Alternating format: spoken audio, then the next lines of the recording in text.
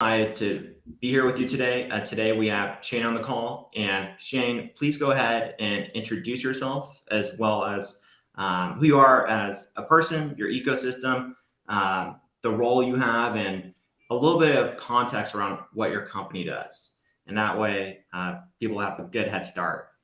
Great. Yeah, so my name is Cheyne Taylor. I've been a technical writer for the last just over 6 years.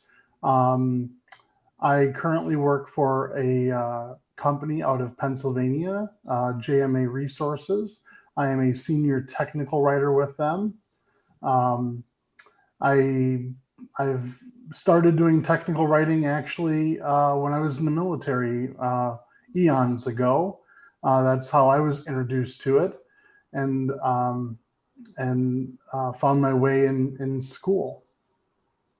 Very cool. And talk to us about how you view the skills necessary to succeed on the job as a technical writer, and also what helped you break into the industry.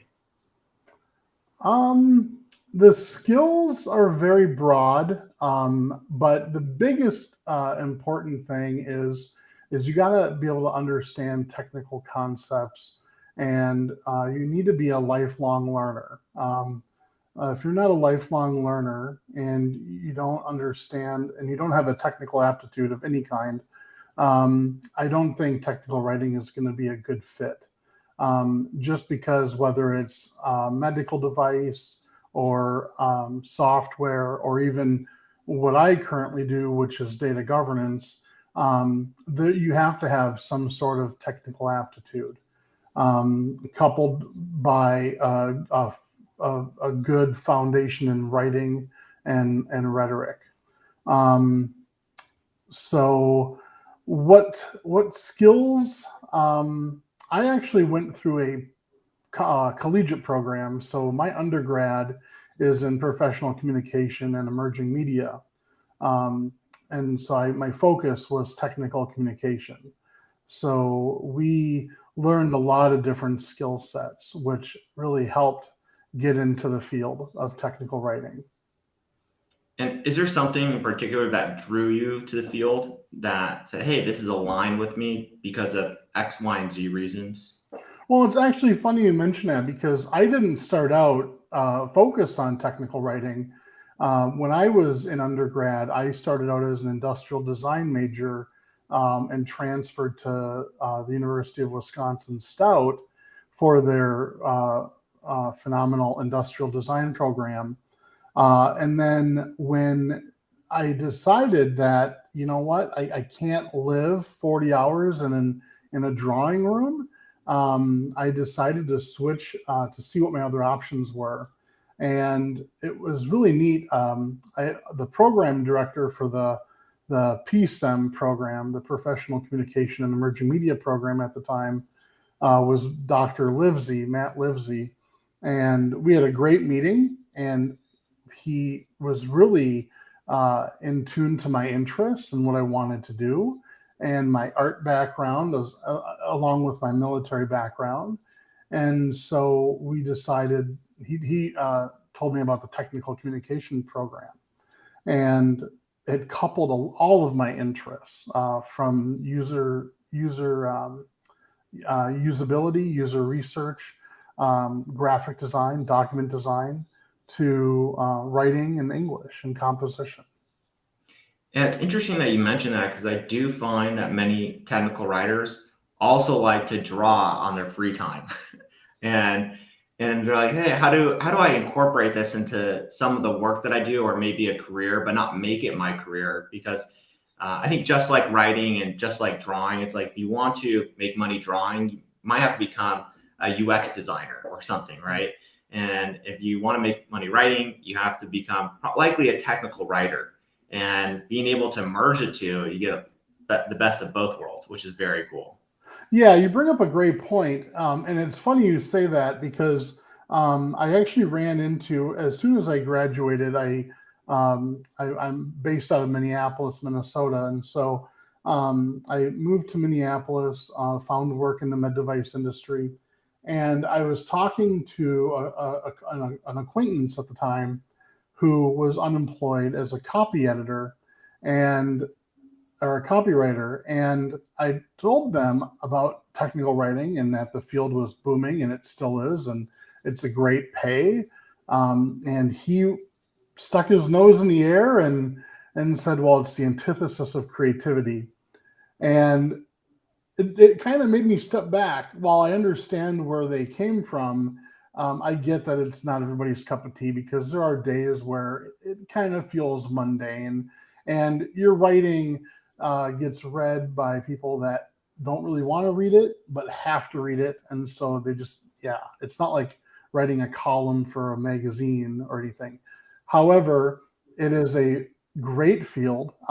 It's got amazing growth and outlook, and it's one of the best, one of the better paying fields, utilizing an English composition degree, if that's what you want to do. And the thing I like you said about the drawing aspect, it gives me a chance to not only use my left brain but also my right brain. So I'm using both sides.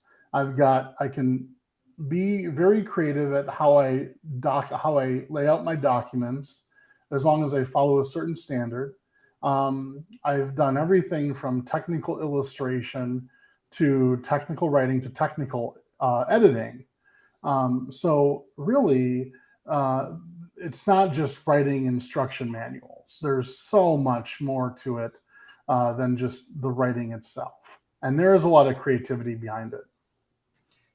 I like to think of one of the early adopters of technical writing, and there was this article written about it um, that went in detail is Leonardo da Vinci, and how he put together his illustrations and all the technical details around it, and that helped really jumpstart a lot of different industries that we have today. Was his initial technical illustrations. Very cool.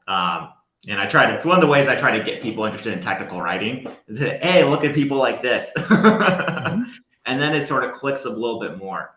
So I think it's good to have conversations like this where we talk about both the, like you said, the left brain and the right brain aspects and merging them together. Mhm. And, with this said is, because it is part design to a large extent, and then, writing, the future of technical writing is changing to some degree as we have new tools, we have new systems coming out, new products, and lots of new technologies. What are some of the things that you think about when it comes to the future of technical writing? And feel free to take it in any direction. Yeah, no, in fact, to prepare for our interview today, I watched a couple of your previous interviewees, and one a year ago mentioned something about AI. And he brought up a good point. AI is getting huge, but we're not gonna find our jobs replaced by AI. If anything, he hit on a great point about how a lot of our tool sets, a lot of our software platforms that we use will incorporate AI to make our jobs easier and more lean, so that way we can focus on other items, whether it be technical illustration or making that online help article more streamlined, or doing more taxonomy work, stuff like that. So the platforms are really, really great, and they're always improving. One of my favorites that I would like to give a shout out to is Madcap. Madcap has been a great platform for technical writing, and it's awesome. But I've used everything from Madcap to Oxygen to Adobe FrameMaker, some Arbor Text, not a whole lot of Arbor Text, just because I'm not in most of my experience hasn't been in the manufacturing side, and I find that Arbor Text is used primarily on the manufacturing side. But yeah, there's so many tools out there, and that's the one thing I really enjoy about this field is I love to play with different software platforms, and I'm such a hands-on person that You know, if I'm just working in Word, it gets incredibly mundane, and I feel like my skill set kind of plateaus in a sense, because it is really important to keep up with these new technologies, hence the lifelong learning aspect of technical writing. Because if you don't keep up with them, you're going to be shoved to the wayside, essentially, and you're going to be outdated because that's how fast our platforms change. And it happens on a every day. I mean, a lot of these platforms now are SaaS based, service as a or software as a service based, and so there's updates continuously. And so if you don't keep up with them, then yeah, your skill set will get outdated quite quickly. And that's the one thing I really enjoy about technical writing is I've always been a lifelong learner. I've always loved learning about different things. I not to diverge too quickly, but um, I've got so many different hobbies because I like to learn about different things, that it's been really nice to be a technical writer because there's so many different industries that use the writing itself.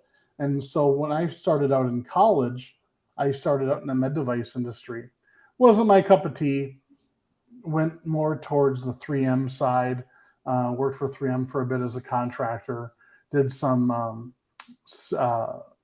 SharePoint development. Really wasn't my cup of tea. Then found more of the SaaS, the software as a service side.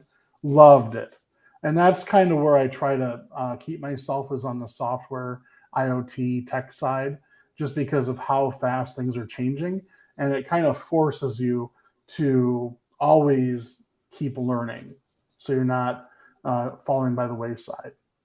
It's the agile mindset. You got to Exactly. keep iterating. We did have someone ask a question. They asked, "How do you keep up with technology changes? Are there certain articles that you look at from publications, YouTube channels, books? Yeah, maybe conferences." Yes. Well, conferences. I haven't gone to any conferences now that with COVID restrictions lifting. Um, I try to get to one a year normally, because that's a real big benefit, especially if you're in organizations like STC, Society for Technical Communication. Love that organization. It's a phenomenal way to get a lot of resources and to stay networked with your colleagues in the TechCom community. There's a lot of other organizations out there too, and a lot of them will have their own little focus. Like some are more usability focused and such. But how I stay up to date is I stay in contact with a lot of my colleagues from Adobe, from Madcap, who keep me updated as far as what's coming out on their platforms. So I know that I know what's new and current with those platforms. So when I if I have to look for a new position, I'm already up to speed on what the new updates about. Um, I do. I'm a member of the STC organization. I've been a member there for 5 years, and that's been a huge benefit. That's actually probably the biggest way, is reading through the publications, reading through the monthly articles, and see what's new. Before the pandemic, there was a um, there was a uh, roundtable that was hosted by a company called Oberon Technologies out in Michigan, and they were hosting roundtables across the country in person. Minneapolis was a key area for them, and so that was a huge one. They did, I think, 2 to 3 a year, and that was also a great way to also get to know your local colleagues, and not just through STC, but through these other roundtables, and seeing what other companies are doing and what's working, what's not working, and how you can, if you can, and how you can include that into your workflow or the way you write documents or do the company's technical communication work. 100%. I think that it's super valuable just to, if you go surface level, trying to understand what another company does, you don't know if it's working or not. You got to talk to the person who's working on it too, whether they enjoy those processes, whether they like it, or they like the tool.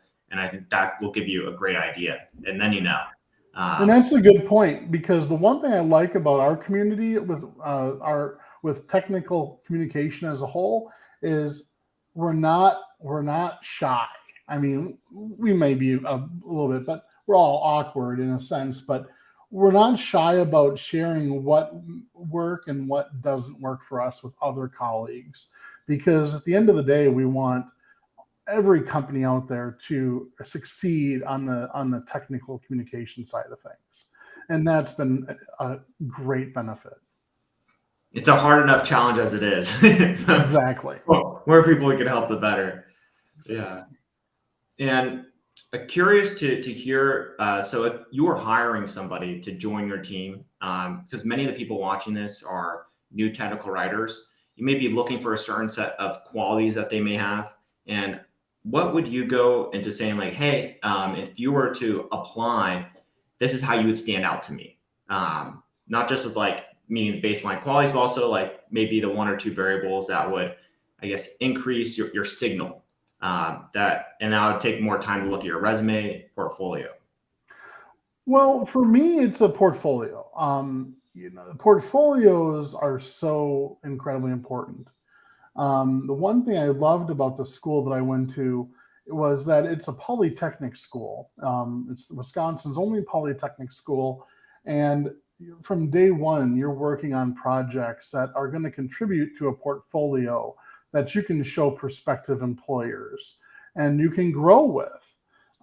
So for me, any kind of freelance work, any kind of, whether you're on Fiverr or you put up a Craigslist ad for a gig that you want to partake in, any kind of any kind of work that shows you're going out there and you want to improve your skill set and you're showing this level of body of work that shows improvement. That's a huge thing for me. Another huge thing is you've got to demonstrate some technical aptitude, whether that's if you're a maker, whether you've got a hobby in like electronics or a hobby 3D printing or something like that. That to me demonstrates the technical aptitude. You don't have to have a formal education in technical writing. But that is also, a lot of companies, prefer a bachelor's. But some people may be career transitioning, that's fine. I just need to see the portfolio of work and to know that they've got a technical aptitude, because if you can write and have a technical aptitude, I can teach you the voice. I can teach you the style. So those are two big things for me.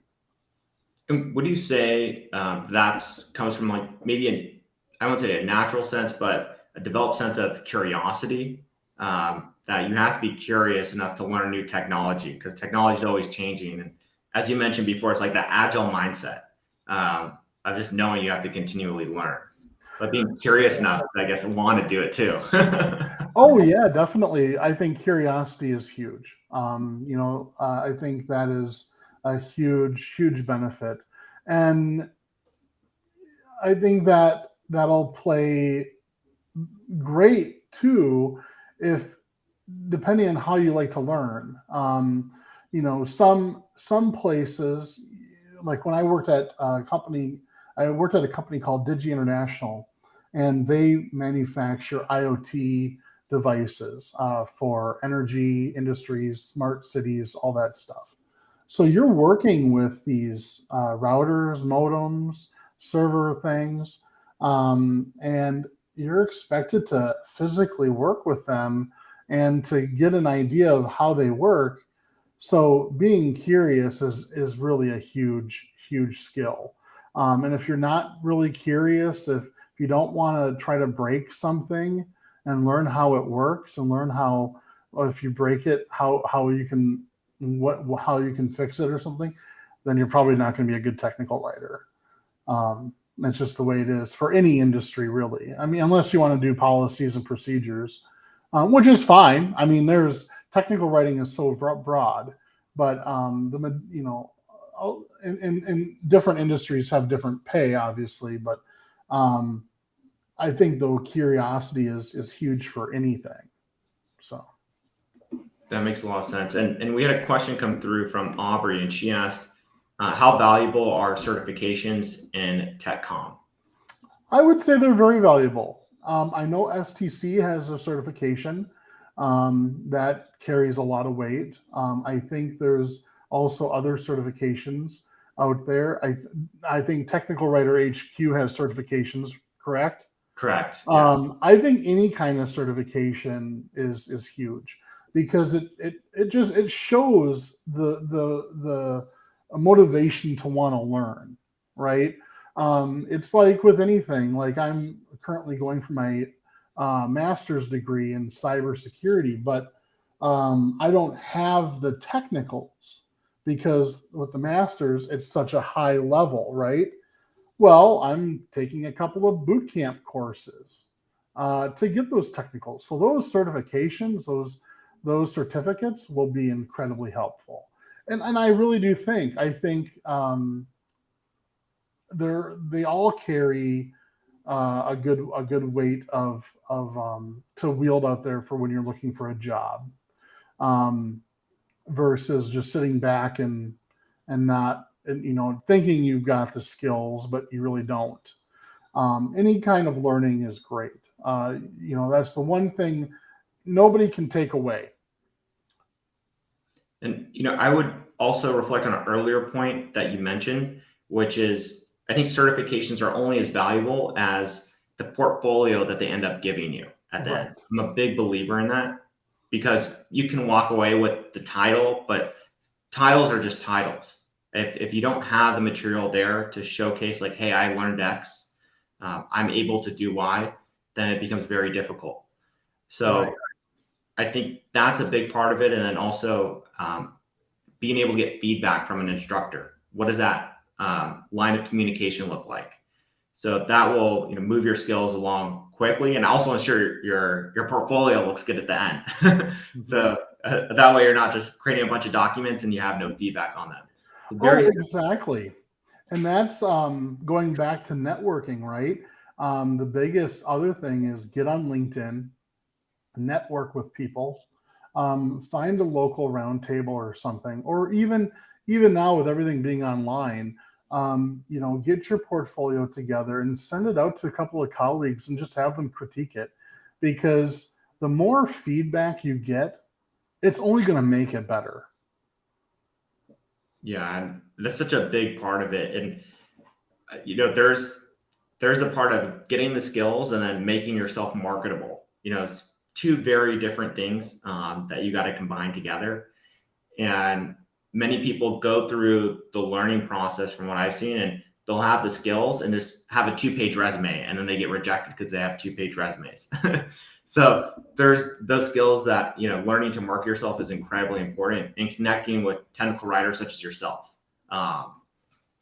And going from here, I'm curious to understand some of the challenges that new technical writers may face on the job.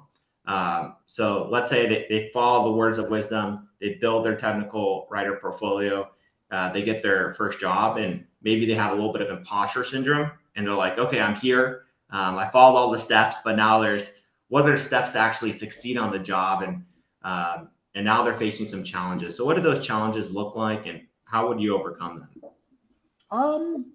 Well, I would say confidence. Just be confident. Know that they hired you for a reason. As long as you're honest with them, uh, and your portfolio is a true body of work, and you represented your skill sets truthfully.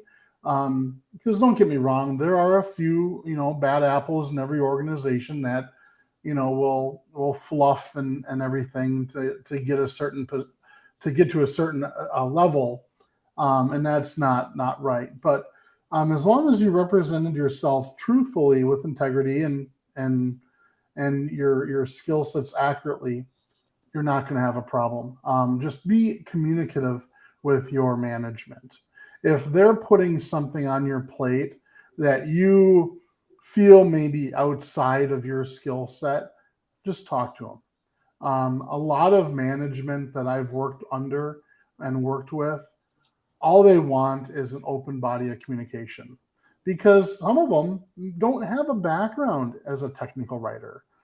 Some of them don't have a background as a technical communicator, so they may not know what you need, but they're hiring you because you're the expert in what you need, so they're expecting you to tell them. Because you may not always sit on a traditional technical writing team. I don't. I've only sat on two traditional technical writing teams in my 6-year career.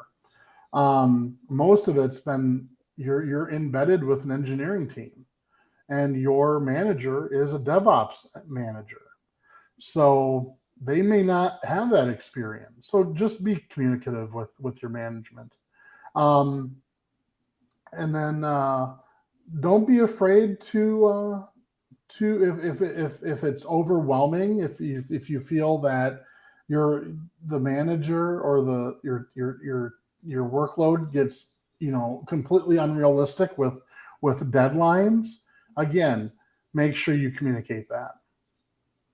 And that's perfect. I think that answers a question that someone just asked, which is how do you deal with imposter syndrome as a new technical writer? And his communication is the answer. You have to communicate to your manager, the people around you, and set expectations accordingly. Right. And know that, again, they hired you for a reason.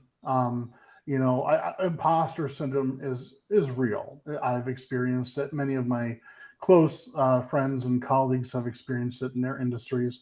You just gotta be confident and know that they hired you for a reason, and know that they hired you because you're the expert in your field. You're the expert that the company decided that they needed. Um, and always, exactly like you said, communicate to your management. And I know we covered a lot here today on how to break into technical writing and succeed on the job. Is there anything else that you want to add before we go? Network. So with the pandemic winding down, I see the workforce, the talent pool shifting globally. So networking is huge. Get on LinkedIn, get that portfolio uploaded, or get a website built. But network, because your talent pool went from a metropolitan area to the global arena in 2 years. So that's the key for anybody trying to break in. And Cheyne, I want to thank you so much for being here with us today, for helping a lot of people who are trying to break into technical writing better understand that process of how to do that and land the job they want. And we'll go ahead and rock it from here. Thank you so much for having me on.